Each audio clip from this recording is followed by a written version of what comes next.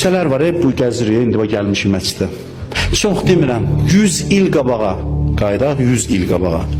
Bu küçələrdə gəzən insanların biri də sağ deyilindi. Onlar gəzirdilər, bir-birindən dalaşırdılar, barışırdılar, toy edirdilər, yas edirdilər, bir-birinə quyu qazırdılar, ayağını çəkirdilər, bir-birinə kömək edirdilər.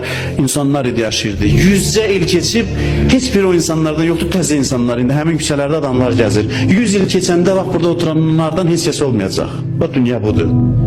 Yüzcə il keçəndən sonra bize indi nə maraqlıdır o zamanki insanların geyimi, nə mənada qayğıları, onun arzuları, heç nə yox olub gedib. Amma onlar elə bilirdilər, əbədi burada qalacaqlar və nə oyunlar çıxartmırdılar ki, o qısa arzularına çatsınlar. İndi sənin üçün necə sönük və maraqsızdır. Keçmişdir, daşa dönüb artıq, yoxdur. Onun sevinci də maraqsızdır, kədəri də.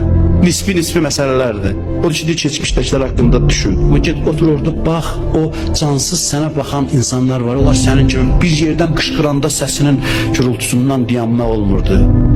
Alqış içində, hörmət, ehtiram, hərəsi bir məqam sahibidir. İndi heç bilinmir kimdir.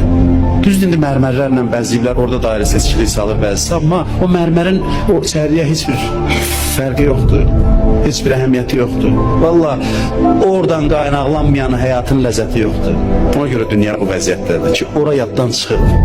Dünyanın xoşbəxtliyi oradan asılıdır.